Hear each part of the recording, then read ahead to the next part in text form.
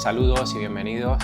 Aquí estamos de nuevo en esta asignatura, curso al que hemos titulado, al que hemos llamado La Gran Comisión, y es ya nuestra cuarta lección del curso. Hemos recorrido ya un trecho, todavía nos queda bastante camino por recorrer y hasta hoy pues hemos visto básicamente cuál era la misión de la Iglesia, cuál no es la misión de la Iglesia. Concluimos que la misión principal de la Iglesia es la Gran Comisión.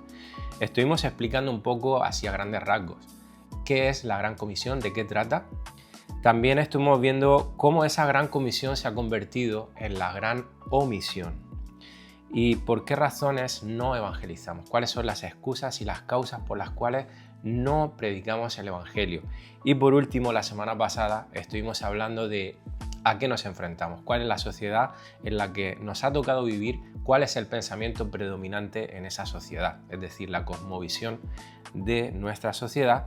Y concluimos que era muy importante la apologética en los cristianos, es decir, estar preparados para presentar defensa de nuestra fe, defensa de la verdad, para poder allanar el camino para luego predicar el Evangelio, que es la finalidad.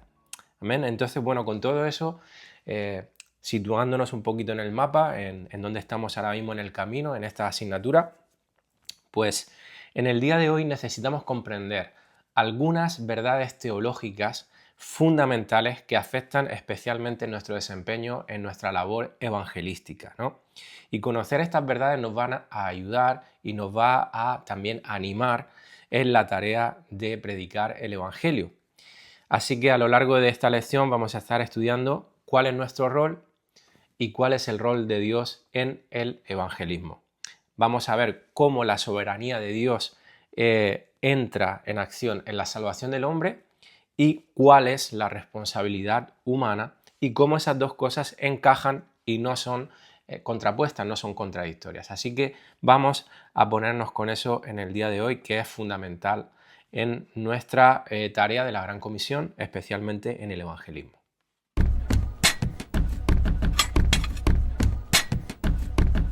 Bien, básicamente hay dos posturas contrarias en lo que a este tema se refiere dentro de la Iglesia evangélica.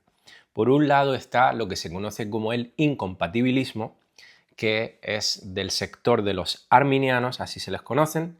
Todos creo que estamos ya puestos en este tema, puesto que lo estuvimos viendo en Teología Sistemática y la mayoría de los que estáis haciendo este curso y esta asignatura pertenecéis a IBCD y sabemos de lo que hablamos. Y por el otro lado tenemos el compatibilismo, es decir, la postura calvinista. Así se le conocen a ambas posturas, arminianismo, calvinismo. Los arminianos son incompatibilistas en el sentido de que ellos creen que la soberanía de Dios y la responsabilidad humana no encajan, es decir, son contradictorias. Y por otro lado, los calvinistas creen que sí, que es compatible. Los arminianos entienden que el hombre en su capacidad, aunque pecadora, puede y tiene la posibilidad de escoger a Dios, es decir, puede decidir ser hijo de Dios y recibirlo por fe sin que Dios, ahí está la clave, sin que Dios intervenga en ninguna manera en la toma de esa decisión. En otras palabras, que el hombre tiene libre albedrío para escoger a Dios. Este grupo arminiano sostiene que la soberanía divina absoluta y la libertad humana genuina no son compatibles, son inconsistentes entre sí. Sus promotores sostienen que la soberanía absoluta de Dios destruiría la responsabilidad moral humana. Por esta razón, el incompatibilismo o arminianismo afirma la idea de que los seres humanos son la causa última de sus acciones y que ni siquiera Dios anula esta libertad. Bueno, hay otra postura totalmente contrapuesta a esta, que es la postura calvinista, y es la postura en la que nos postulamos como seminario y también como iglesia, y es la que muchos denominan calvinistas. Esta postura plantea que Dios es el que escoge al hombre y que el hombre no tiene la posibilidad de escoger a Dios, porque la voluntad del hombre ha sido esclavizada al pecado, fruto de la caída del hombre, y que a menos que Dios no le abra los ojos a ese hombre no puede ver la gracia, el poder y la belleza de Dios en la persona de Cristo, y por lo tanto Dios tiene que intervenir en ese corazón, darle un nuevo corazón para que el hombre pueda entender el Evangelio y aceptar por fe el sacrificio de Jesucristo. Es decir, si la obra de Dios en ese corazón es imposible para el ser humano ser salvo. Ahondando un poquito más, esta postura calvinista señala que la soberanía divina absoluta y la libertad humana genuina son consistentes entre sí, es decir, son compatibles. Sus partidarios señalan los pasajes que enseñan ambas verdades y admiten que no pueden explicar completamente cómo es esto. Dios tiene autoridad ilimitada sobre la naturaleza, la vida humana y la historia. Y aunque el Creador responsabiliza a los seres humanos por sus acciones, a sus criaturas, nunca ellas frustrarán finalmente su plan soberano. Dios creó a los humanos a su imagen con una libertad genuina. Esa libertad es parte de nuestra identidad y se expresa de forma temporal en nuestra condición caída y se perfeccionará en la nueva creación. Bueno, lo cierto, hermanos, como acabamos de decir, es que no podemos explicarlo completamente y tampoco entenderlo en su totalidad, pero la Escritura lo enseña, tanto la soberanía divina como la responsabilidad humana en la salvación. Y aunque a priori, a principio, pudiesen parecer contradictorios, contrapuestos, si la Biblia enseña ambas cosas, aun cuando el hombre no puede comprenderlo, aun cuando el hombre no puede darle una explicación, nosotros tendríamos que concluir que así es, porque lo dice el Señor en su palabra. Así que vamos a ver bíblicamente ambos aspectos con el fin de poder identificar cuál es el rol de Dios en el evangelismo y cuál es nuestra responsabilidad en esta tarea.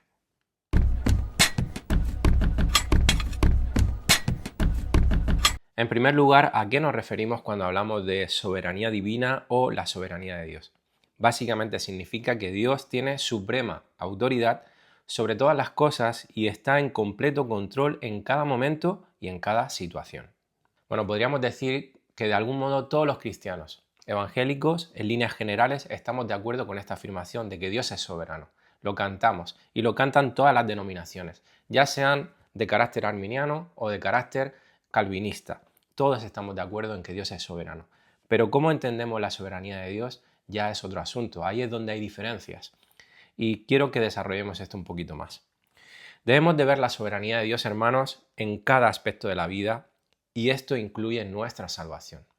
¿Por qué? Es muy importante, porque si Dios no es soberano en solamente algo, por muy pequeño que eso sea, y en este caso no es algo pequeño precisamente, sea lo que eso sea, hermanos, si Dios no es soberano en ese asunto, entonces tenemos que concluir inevitablemente de que Dios no es soberano en absoluto. Porque basta que haya una cosa en la que Dios no sea soberano para que deje de ser soberano por completo.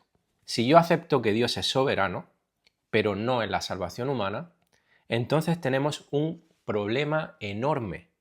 Porque al afirmar esto, estamos diciendo que dentro de la creación de Dios hay un ámbito, por muy pequeño que sea, como he dicho, en el cual Dios no es soberano y en el cual Dios no tiene la última palabra. Si desmenuzamos esa afirmación, esa creencia, ese pensamiento, de forma inevitable tendríamos que concluir lo siguiente, y es que si Dios no es soberano sobre la salvación del hombre, entonces todo el plan de Dios se puede ir al garete, al traste, puede fallar.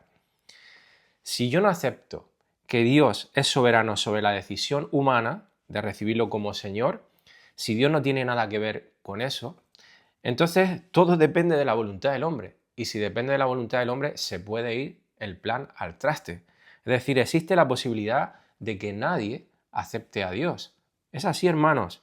Es una conclusión lógica, inevitable, que parte de esa idea, que entiendo y entendemos, es errada a la luz de las Escrituras. Diríamos entonces que el hombre es soberano sobre este asunto y no Dios. Sobre el asunto de la salvación, Dios no es soberano y el hombre sí, si creyéramos eso. Así que, hermanos, ¿quién es el que decide el destino de la raza humana y el destino de prácticamente el universo? Si creemos esto, si creemos en esta postura arminiana, incompatibilista, entonces tendríamos que concluir que el hombre.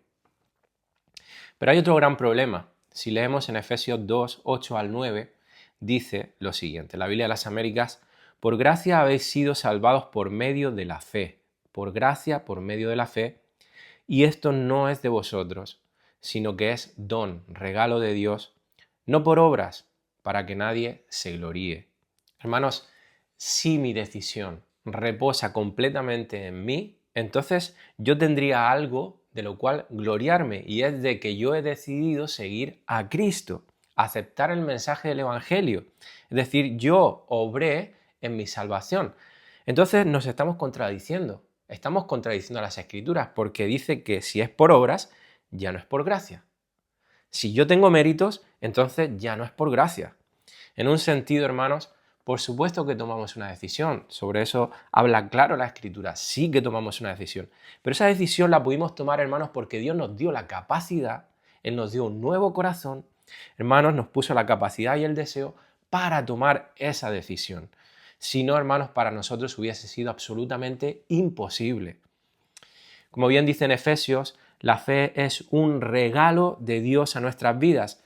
Dios es el que nos concede la fe necesaria para la salvación, del mismo modo que el arrepentimiento, como leemos aquí en 2 de Timoteo 2, 25 al 26. Dice, corrigiendo tiernamente a los que se oponen, por si acaso Dios les da el arrepentimiento. Es decir, Dios es el que da el arrepentimiento, al igual que la fe. Dice, ese arrepentimiento que conduce al pleno conocimiento de la verdad, y volviendo en sí, escapen del lazo del diablo, habiendo estado cautivos de él para hacer su voluntad. O sea, está hablando en un contexto de personas que no han nacido de nuevo todavía. O sea, Dios es el que le tiene que conceder la fe, como hemos visto en Efesios, y aquí en Timoteo, el arrepentimiento. Los dos componentes necesarios para nacer de nuevo. Componentes, por decirlo de alguna manera, que Dios nos tiene que dar, porque para nosotros es imposible. Por eso es por lo que hasta en esta decisión Dios se lleva toda la gloria, hermanos, y no el ser humano. El ser humano no tiene ningún mérito ni ninguna obra en su salvación. Por cierto, un pequeño paréntesis, ahora que he dicho lo de seguir a Cristo, hay una canción preciosa, es un himno que se escribió hace muchísimos años, que dice así, he decidido seguir a Cristo, no vuelvo atrás, ¿no? Hay muchos dentro de la rama calvinista, de la rama reformada, que interpretan que este himno es antibíblico porque es como decir, pues lo que estamos explicando, ¿no? Que eres tú el que toma la decisión y tienes méritos por ella, ¿no? Es decir, tú obras en tu salvación. Yo creo que no necesariamente ese himno fue compuesto de esa manera, ni hay que cantarlo con esa actitud de jactancia en que yo decidí, yo fui el que me llevé la gloria de recibir, de seguir a Cristo, perdón. Podemos cantar este himno pues con todo el corazón y con toda tranquilidad, reconociendo que sí, que un día tomamos una decisión y esa decisión va a permanecer firme, no vuelvo atrás, y todo eso es por la pura gracia de Dios. Así es como debemos cantar ese himno y gozarnos en él sin ningún motivo de jactancia nosotros mismos. Amén. Hermanos, lo cierto es que aún aquellos cristianos que son de postura arminiana y que piensan, como hemos explicado, que piensan que Dios no es soberano en el asunto de la salvación de las personas. En general, cuando tú escuchas sus oraciones o conversas con ellos, te das cuenta de que pareciese que sí creen en la soberanía de Dios en la salvación. Porque ¿quién no ora pidiéndole a Dios por la salvación de sus familiares, de sus compañeros de trabajo, de sus hijos, de sus amigos? ¿Por qué lo hacen? Porque saben en el fondo que Dios tiene que tocar esos corazones. Porque si Dios no lo hace, mal asunto. En el fondo yo creo que todos sabemos que está en manos de Dios la salvación de las personas. Incluso cuando agradecemos a Dios por habernos rescatado y salvado, cuando hacemos vista hacia atrás en nuestra vida y recordamos la maravillosa obra de Dios en nuestras vidas, cómo nos rescató del pozo cenagoso, del lodo, del mundo, le damos las gracias a Dios porque sabemos que fue Él el que lo hizo. Entonces, de alguna manera, hermanos, todos creemos en la soberanía de Dios, aunque no lo reconozcamos o ignoremos en qué manera Dios obra en esa soberanía. Como bien dice el famoso teólogo J.I. Packer, lo cierto es que todos los cristianos creen en la soberanía divina, pero algunos no están conscientes de que ellos creen esto. Muchos cristianos, de forma bien intencionada, hermanos, ellos concluyen, razonan y piensan, dice, si Dios es soberano en la salvación del hombre, si Dios es el que pone el deseo, la capacidad de decidir, de seguir a Cristo, ¿por qué entonces luego lo condena si el hombre no fue responsable? Es decir, si no fue culpa suya que no creyera, sino de Dios que no le concedió la fe y el arrepentimiento. Y es un argumento lógico normal, que cualquier persona pensaría. Yo creo que todos lo hemos pensado, todos hemos estado ahí, a veces lo podemos seguir pensando, pero no podemos paralizarnos ahí. Tenemos que ir más allá en la escritura y profundizar y darnos cuenta de que la Biblia habla de las dos cosas. Volvemos ahí. Que yo no lo pueda explicar no significa que esto no sea una realidad, una verdad. Hay un término filosófico para entender lo que ocurre con esto. Se le conoce como antinomia. ¿Qué es una antinomia? Una antinomia es una contradicción entre conclusiones que parecen igualmente lógicas, razonables y necesarias. Es una aparente contradicción entre dos cosas que son verdad, tanto una como la otra. Es cuando un par de principios, por ejemplo, se encuentran uno al lado del otro, parecen irreconciliables, pero ambos son innegables, es decir, ambos son ciertos. A lo largo de la Biblia podemos ver este concepto de antinomia y quiero poner algunos ejemplos. Uno de ellos muy claro es la doctrina de la Trinidad. La Biblia nos habla de que Dios es uno y que Dios es tres personas.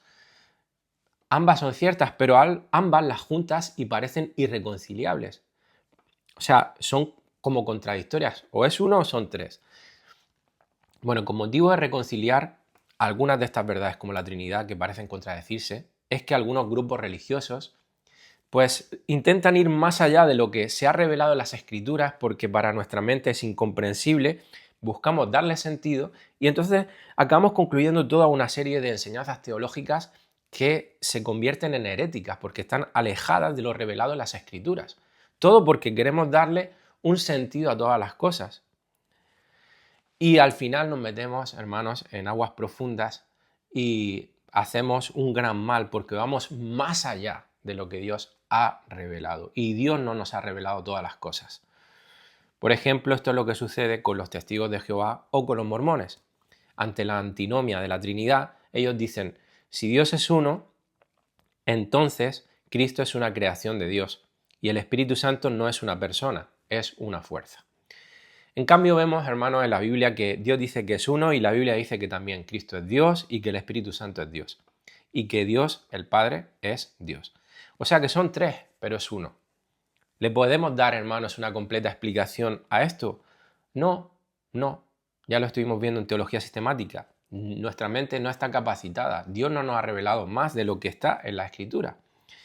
Pero que no podamos darle una total comprensión no es motivo, hermanos, para que esto no sea cierto. Lo repito, lo recalco, lo remarco, porque, hermanos, muchas veces nosotros nos creemos con derechos a redefinir, a reescribir la Biblia. Tenemos que reconocer que somos seres limitados, con humildad. Hermanos, necesitamos humildad a la hora de exponernos a las Escrituras, porque va a haber muchas cosas que no entendamos, muchas cosas que para nosotros estén fuera de nuestro entendimiento, pero aún así, hermanos, tenemos que reconocer que es verdad, porque así lo ha dicho la palabra de Dios. Y todo lo que Dios dice es veraz, aun cuando yo no lo entienda. Por lo tanto, hermanos, cuando nosotros nos encontremos con una antinomia bíblica, no tenemos que negar una a expensas de la otra. En este caso, la soberanía divina y la responsabilidad humana, no hay necesidad de negarlas, simplemente aceptarlas y afirmarlas las dos, aunque yo no las pueda explicar completamente. Voy a poner otro ejemplo más. Otro ejemplo de antinomia es la doctrina de la unión hipostática, es decir, las dos naturalezas de Cristo, la humana y la divina, y la kenosis de Cristo. Todo esto lo estuvimos viendo en teología. Cuando hablamos de kenosis es que Dios se vació de su gloria, de su gloria divina, ¿no? Esto lo encontramos en Filipenses, capítulo 2, 5 al 11. Dice, haya pues en vosotros este sentir que hubo también en Cristo Jesús, el cual, siendo en forma de Dios, no estimó el ser igual a Dios como cosa a que aferrarse, sino que se despojó, ahí está el término kenosis, se despojó a sí mismo, tomando forma de siervo, hecho semejante a los hombres. Y estando en la condición de hombre, se humilló a sí mismo, haciéndose obediente hasta la muerte y muerte de cruz. Así que cuando hablamos de Cristo siempre debemos tener en mente este gran misterio, que Él fue completamente hombre y completamente Dios. Él es una persona con dos naturalezas, naturaleza humana, naturaleza divina. Así que esto es lo que la Biblia enseña aunque yo no lo entienda.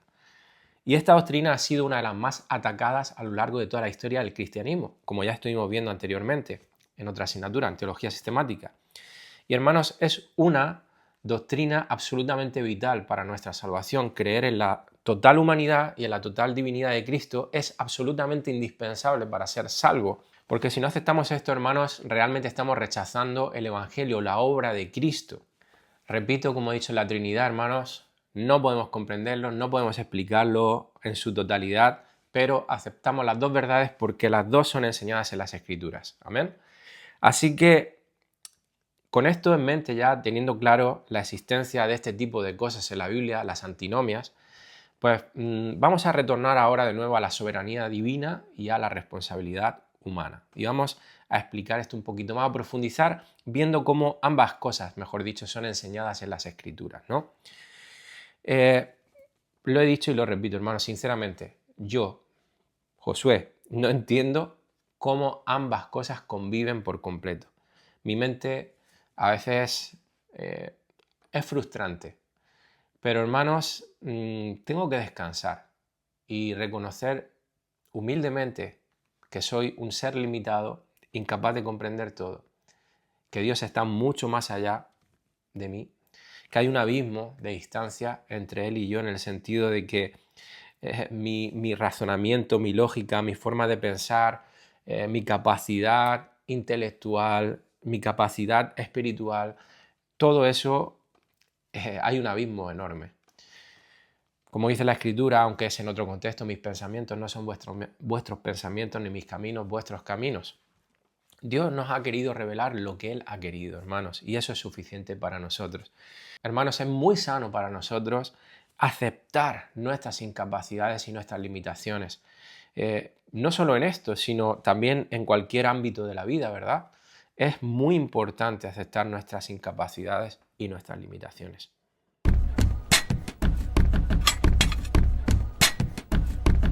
Pues bien, llegados a este punto, hermanos, vamos a ver la soberanía divina, la soberanía de Dios en la salvación a través de las Escrituras.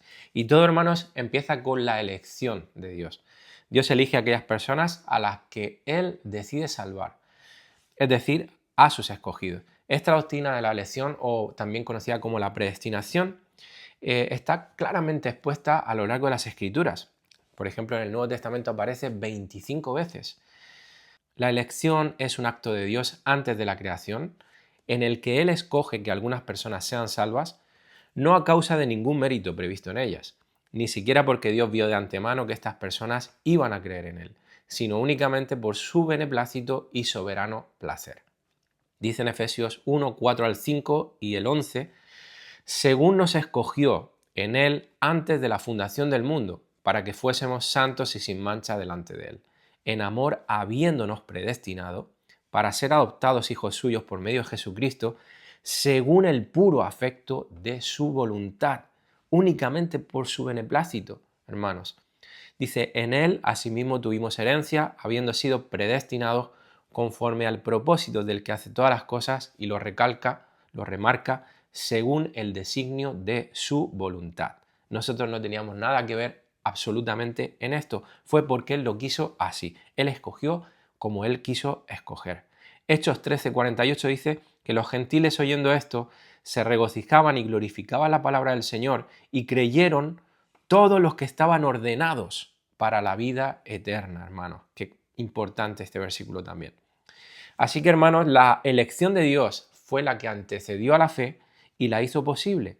Esta es la razón determinante por la que algunos creyeron y creen, mientras que otros no. En Romanos 8, 29 al 30 dice, porque a los que antes conoció, también los predestinó, para que fuesen hechos conforme a la imagen de su Hijo, para que Él sea el primogénito entre muchos hermanos. Y a los que predestinó, a estos también llamó. Y a los que llamó, a estos también justificó. Y a los que justificó, a estos también glorificó. Aquí en este texto de Romanos hay dos palabras absolutamente claves para entender esto que venimos diciendo, y son conoció y predestinó. Conoció en el griego es proginosko, que significa conocer de antemano con la idea de orquestar de manera intencional. Por otro lado, la palabra predestinar en griego significa literalmente marcar un límite de antemano, es decir, Nuevamente, lo remarca, orquestar de forma providencial y eficaz. Así que dicho de otra manera, podríamos traducir este texto de Romanos parafrasearlo así, porque a los que Dios escogió para salvación, Él orquestó de forma providencial y eficaz el que un día ellos fueran salvos y mostrasen la gloria de Cristo a través de la transformación en sus vidas. Bueno, algunos argumentan que cuando Pablo se refiere a los que conoció de antemano, se refería a aquellos que Dios sabía de antemano que tendrían fe y que creerían en Dios. Si, hermanos, nosotros le diésemos esa interpretación a este texto, estaríamos yendo en contra de la lógica del texto. Pablo dice que Dios a los que escogió o predestinó los llamó. O también se puede traducir como que los atrajo irresistiblemente hacia Él.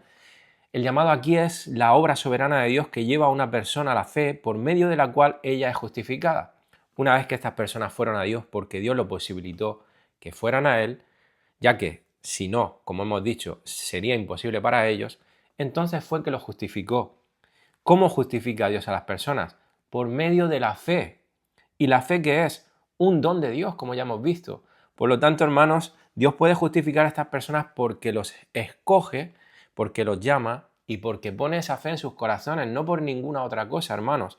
Interpretar esto como un conocimiento de antemano y que en base a ello Dios los escogió, es otorgarle méritos a la criatura, es decir, que esa persona se ganó el que Dios se fijara en él para salvarlo.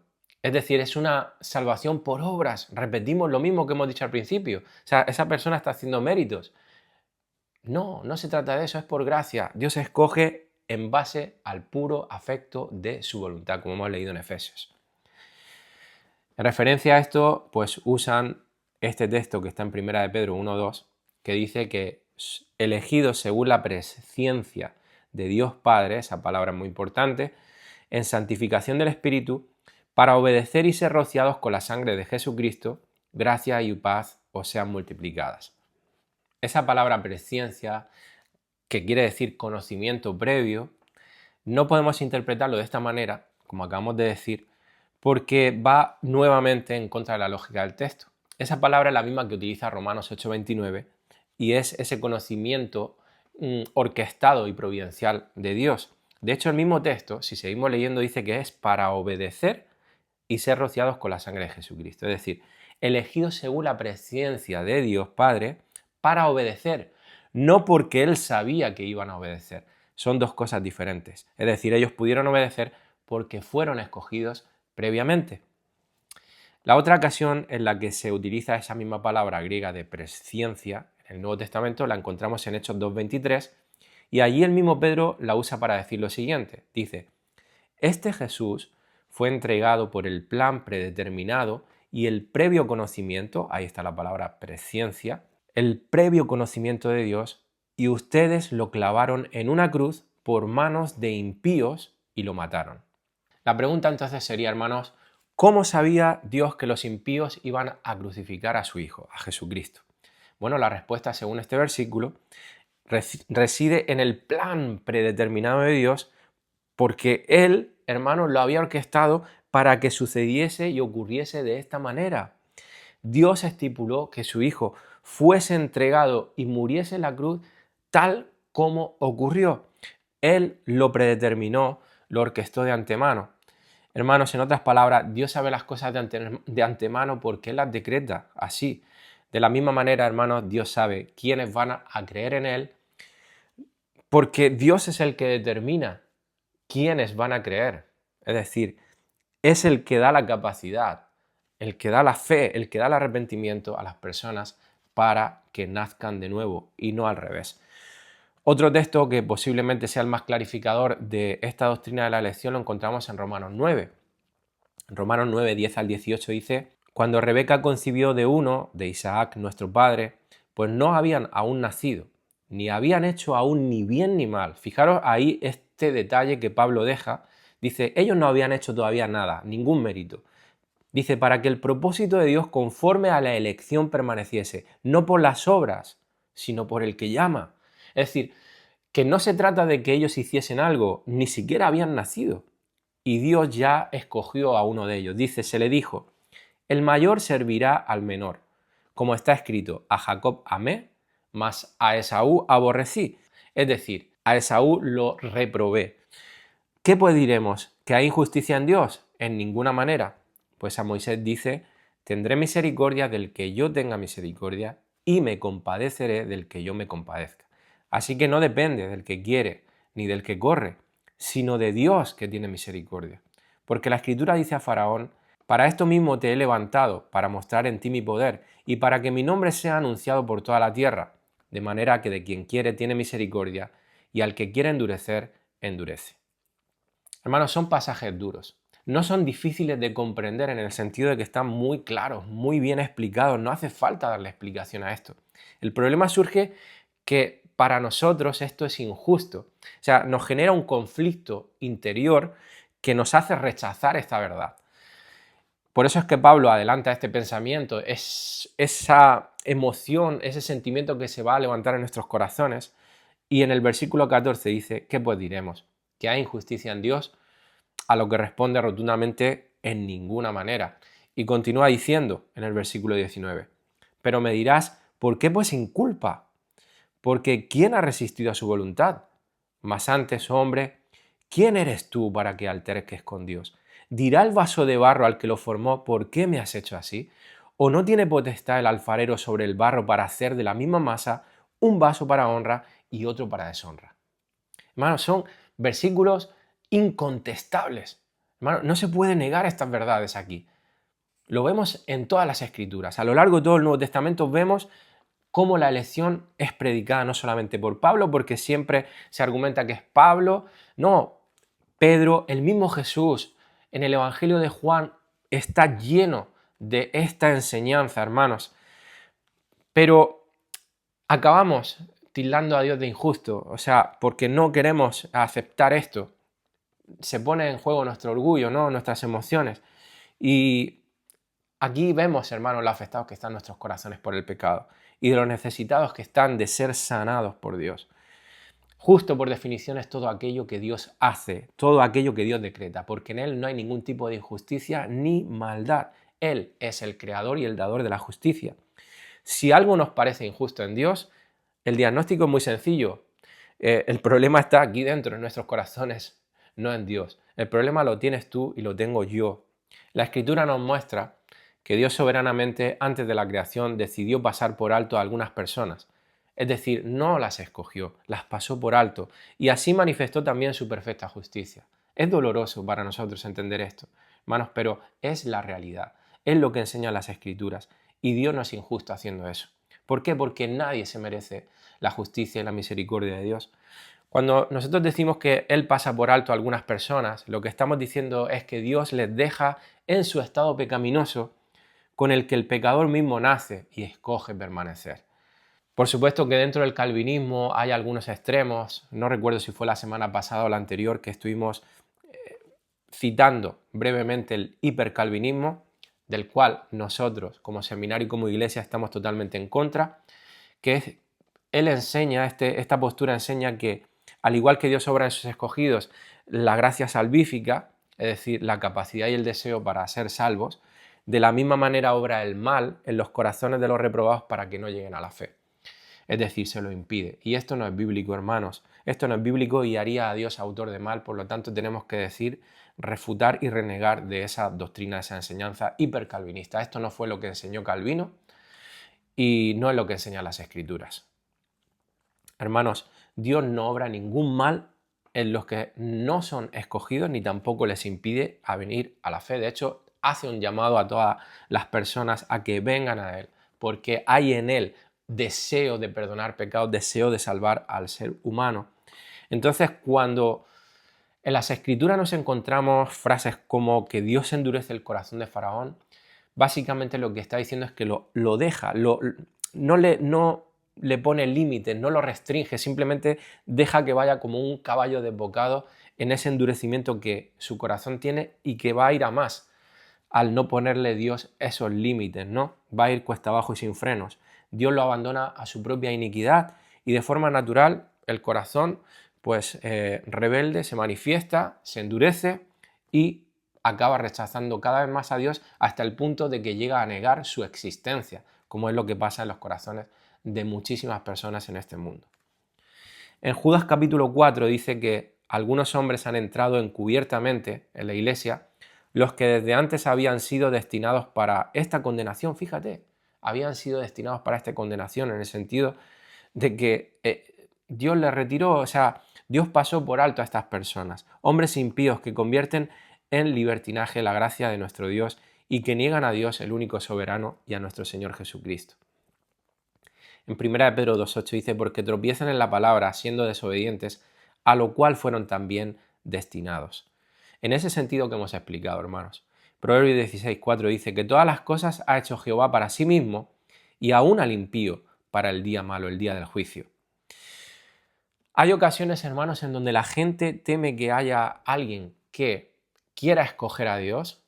Y a veces yo he tenido esta conversación recuerdo alguna que otra vez con algún hermano, con algún cristiano, personas que yo, a la luz de sus vidas, de su testimonio, concluyo de que ellos han nacido de nuevo.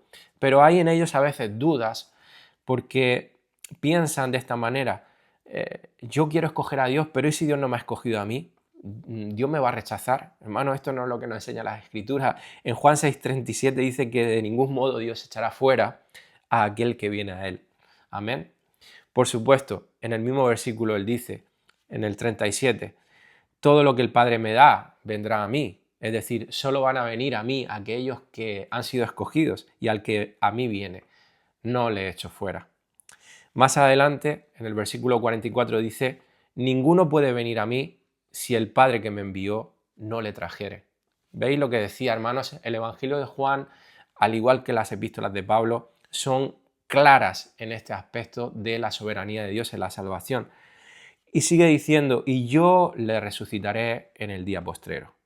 Así que es necesario, absolutamente indispensable, que Dios me llame, que Dios me traiga, que Dios me atraiga hacia Él. ¿Por qué? Porque yo no puedo hacer eso. Yo soy incapaz, mi corazón no tiene esa capacidad. Yo necesito un milagro en mi corazón, necesito un nuevo corazón, necesito a Dios obrando soberanamente para salvación en mi vida, que Él me conceda la fe y el arrepentimiento para venir a Cristo. Nuevamente el teólogo Packer dice, no deberíamos sorprendernos cuando encontramos misterios de este tipo en la Biblia, estas antinomias. El Creador es incomprensible para sus criaturas. Un Dios a quien podamos entender completamente, cuya revelación de sí mismo no nos confronte con ningún misterio, sería un Dios a la imagen del hombre y no el Dios de la Biblia. Así que, hermanos, para concluir este punto, el que la salvación de un pecador se lleve a cabo, que se produzca, que llegue a su fin, depende absolutamente y completamente de que Dios obre sobrenaturalmente en esa vida, en el interior de esa persona. Es algo que solo Dios puede hacer. Ningún ser humano puede convertir a nadie. Y al mismo tiempo, hermano, la Biblia nos enseña, nos muestra que el hombre es responsable de tomar esa decisión y que si no la toma, Dios no es injusto al condenarlo. La condenación, hermanos, no viene porque ese hombre no fue escogido. Esto necesitamos grabarlo en nuestro corazón, en nuestras mentes. La condenación no viene porque ese hombre no fue escogido, sino porque es un pecador de nacimiento que ha decidido rechazar a Cristo y merece el infierno. Por eso es condenado. Así que, hermanos, nosotros, tú y yo, aquellos que hemos nacido de nuevo, por la pura gracia de Dios, somos responsables de proclamar el Evangelio para que los escogidos de Dios lleguen a ser salvos. Dios nos ha querido usar como instrumentos para esto, como dijimos en las primeras lecciones, como nos muestra claramente la Escritura y como vamos a ver más detenidamente en este siguiente punto.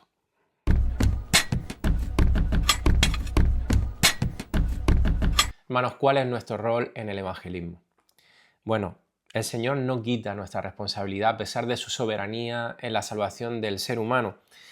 Esto no debe llevarnos a ser pasivos, esto no debe llevarnos a omitir la gran comisión, como estuvimos hablando, sino a ser más intencionales y persistentes, a descansar en su poder, en su soberanía, obrando la salvación de los seres humanos.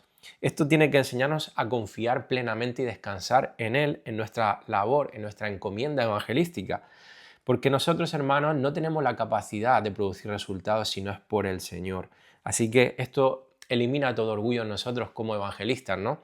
Depende del Señor, es para la gloria de su nombre en todo sentido. Y por otro lado, hermanos, la soberanía de Dios nos recuerda que no deberíamos de tener miedo al evangelizar. Eh, no tenemos que ponernos una carga pesada, excesiva, en cuanto a esa responsabilidad de convertir a las personas. Nosotros tenemos que ser fieles a la predicación del Evangelio. Tenemos que proclamarlo con fidelidad y claridad. Y Dios es quien se encarga de hacer lo demás. Y sabemos, porque la Escritura lo dice, que Dios ha escogido a personas, por lo tanto, personas vendrán a Él. Así que va a haber éxito en esa gran comisión. J.I. Packer dice, si consideramos que nuestro trabajo consiste no solo en presentarles a Cristo, sino en producir convertidos, evangelizar no solo fielmente, sino exitosamente, entonces nuestro enfoque al evangelismo será pragmático y calculador. Tendremos que tener, además de un claro entendimiento del mensaje, alguna técnica irresistible para inducir algunas respuestas. Por eso, hermanos, existen muchas técnicas y estrategias evangelísticas que cuando uno las escucha, pues se echa las manos a la cabeza porque son absolutos disparates, hermanos. Por ejemplo, hay grupos, círculos evangélicos que hacen lo siguiente. Imagínate un salón grande lleno de muchas personas que han sido invitadas, familiares, amigos de los miembros de esa iglesia, y antes de que la gente comience a llegar ya se ha planificado lo siguiente, que va a haber algunos hermanos, miembros de esa congregación, personas que supuestamente han nacido de nuevo, que cuando el que predica, el evangelista, haga el llamado a salvación, para que se pongan en pie y acepten al Señor haciendo la oración de fe, pues entonces esos hermanos se van a levantar. ¿Con qué intención? Con la estrategia de promover que otros se levanten, es decir, que le quite el miedo a esas personas que están ahí dudando, quitarle el miedo, la timidez o la vergüenza para que ellos se pongan de pie. Eso es manipular, hermanos, y eso es mentir. Ahí hay falta de integridad. Es una absoluta disparate, hermanos, esto, porque un cristiano se está haciendo pasar por un no cristiano intentando manipular psicológicamente al no cristiano para que se ponga de pie. Y lo peor es que funciona, porque luego muchas personas se ponen de pie, pero funciona en el sentido de que se ha puesto de pie. No sabemos si realmente esa persona ha nacido de nuevo o no. Hermanos, esto es un disparate y estas son las cosas a las que llegamos a veces, estrategias creyendo que depende de nosotros la conversión de las personas, manipulándolas, hermanos, con estrategias humanas.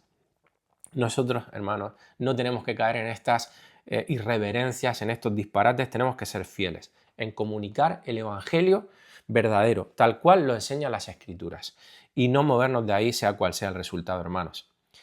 Si la persona no acepta al Señor, mi evangelismo, cuando lo hago con fidelidad a la verdad de las Escrituras, no es un fracaso. Simplemente yo hice lo que debía de hacer. Por lo tanto, hermanos, ¿cuál es nuestro rol en el evangelismo? ¿Cuál es nuestra responsabilidad? ¿Cómo podemos ser fieles en proclamar el evangelio?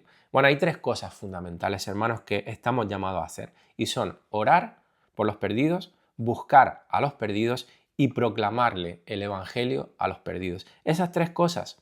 En primer lugar, hermanos, orar por ellos. Fijaros en Colosenses 4, versículos 2 al 4, dice, perseverad en la oración, velando en ella con acción de gracias, orando al mismo tiempo también por nosotros, para que Dios nos abra una puerta para la palabra, a fin de dar a conocer el misterio de Cristo, por el cual también he sido encarcelado, para manifestarlo como debo hacerlo. Así que aquí encontramos varias cosas, ¿no?, acerca de orar por los perdidos y por aquellos que van a llevar la palabra, por nosotros mismos y por nuestros hermanos que predican el Evangelio. En primer principio, en relación a esto, viene del versículo 2, donde dice que debemos dedicarnos a la oración como perseverando y velando en ella. Es decir, de forma continua y firme. Es decir, si nosotros, hermanos, tenemos un estilo de vida, como dijimos al principio, de yendo, es decir, que mi mente sea una mente que priorice la gran comisión, en donde yo voy a poner el evangelismo al centro, voy a poner el discipulado al centro, porque eso es a lo que Dios me ha llamado. Entonces yo voy a perseverar en mi oración, velando en ella, pidiéndole a Dios que me abra, que me dé oportunidades, que me use, que ponga situaciones a lo largo del día en donde yo pueda presentar el Evangelio, que me dé facilidad a la hora y claridad a la hora de expresar ese mensaje, valentía, denuedo. Por todo eso tenemos que orar, hermanos. Y tenemos que hacerlo también ¿cómo? Con acción de gracias, celebrando esas oportunidades que Dios nos va a dar y las formas en las que Dios nos va a usar para traer a los perdidos hacia Él. Amén. En el versículo 3 dice que debemos orar por puertas abiertas, quiere decir que roguemos y supliquemos que Dios nos dé oportunidades, que el Señor nos dé puertas para compartir su evangelio allá donde estemos, y también que tenemos que orar por discernimiento al compartir el evangelio, es decir, para manifestarlo, versículo 4, cómo debo hacerlo. Es decir, que Dios nos ayude a recordar versículos que pueden ser útiles, que podamos presentar el mensaje bien estructurado, que no se nos quede nada, que lo presentemos por completo y fielmente a la palabra sin salirnos de ella, predicando el verdadero evangelio y no un falso evangelio como vamos a ver próximamente en las próximas lecciones. Así que todas estas cosas tienen que estar en nuestras oraciones. Amén. Por último, además de la oración, hemos dicho que tenemos la responsabilidad, nuestro rol es orar por los perdidos, buscar a los perdidos y proclamar el evangelio a los perdidos. Así que nosotros tenemos que ser intencionales cada día, no solamente orando a Dios, sino nosotros buscar, provocar el que haya ese tipo de oportunidades. Amén. Dice en Romanos 10, 13 al 15, porque todo aquel que invoque el nombre del Señor será salvo. ¿Cómo pues invocarán a aquel en quien no han creído? ¿Y cómo creerán en aquel de quien no han oído? ¿Cómo oirán sin saber quién les predique? ¿Y cómo predicarán si no son enviados? Tal como está escrito, cuán hermosos son los pies de los que anuncian el evangelio de la paz, el evangelio del bien. Por cierto, hermanos, el mensaje del evangelio hay que proclamarlo con palabras, porque muchas veces se predica y se dice que el evangelio se muestra en nuestro estilo de vida. Y sí, por supuesto, nosotros tenemos que testificar del evangelio en nuestras obras, en cómo nosotros vivimos, que no manchemos el evangelio con nuestro estilo de vida. Por supuesto, que nuestro evangelio sea como una carta de recomendación del mensaje que ahora le vamos a proclamar a esa persona, ¿no?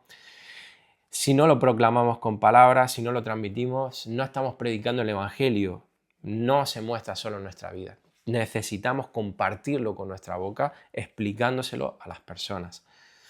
Así que para terminar la clase de hoy, hermanos, nuestra responsabilidad, nuestro rol en el evangelismo, repetimos, es orar, buscar y proclamar el evangelio. El rol de Dios, el trabajo de Dios es salvar a los pecadores, porque la obra de salvación del ser humano es un milagro sobrenatural que solo Dios puede hacer. El evangelismo es el acto soberano de Dios del cual nosotros somos partícipes porque así el Señor lo ha querido. Y esto debe ayudarnos en gran manera a comprender que el éxito en el evangelismo no depende de nuestras estrategias, no depende de nuestras manipulaciones, porque no podemos llamarlo de otra manera, no se encuentra en nosotros, se encuentra en Dios. Nosotros tenemos que ser fieles a la proclamación del verdadero evangelio, únicamente, hermanos. Nosotros estamos llamados a hablar a las personas y a confiar en Dios. Como dice el doctor Bill Bright, el éxito en el evangelismo es compartir claramente el evangelio en el poder del Espíritu Santo y dejar los resultados a Dios. Hermanos, terminamos aquí y me gustaría hacerlo como la semana pasada en oración. Señor, te pedimos que nos ayudes, Dios mío, en esta tarea evangelística, en esta gran responsabilidad y gran privilegio, en donde participamos, Dios mío, de tu obra sobrenatural en el corazón de los seres humanos. Dios mío, somos instrumentos por los cuales tú has decidido llevar el mensaje del evangelio, Señor. Que no bajemos los brazos, que entendamos, Señor Dios, de que es una prioridad esto en nuestras vidas, que lo hagamos con fidelidad, Señor, que nunca, Señor, nos salgamos de lo que está revelado en la Escritura, que no prediquemos otro evangelio que no sea el único y verdadero evangelio de nuestro Señor Jesucristo, Señor, y que descansemos plenamente en ti, en tu poder, que lo hagamos en tu poder, en tu fuerza, Señor, no en las nuestras, no usando estrategias, Señor, no manipulando a las personas. Señor, perdónanos cuando hemos hecho esto, perdónanos si en algún momento lo hemos hecho, Dios mío, perdónanos por nuestra ignorancia, por nuestra estupidez y necedad, Señor. Te ruego que tú tengas misericordia de nosotros como la tienes cada día, Señor, en este asunto también, Dios mío. Y ayúdanos a vivir de forma intencional, Dios mío, predicando el evangelio con fidelidad, Señor, y descansando en ti, Padre. Gracias por todo. En tu santo y bendito nombre, amén y amén. Que el Señor os bendiga, hermanos.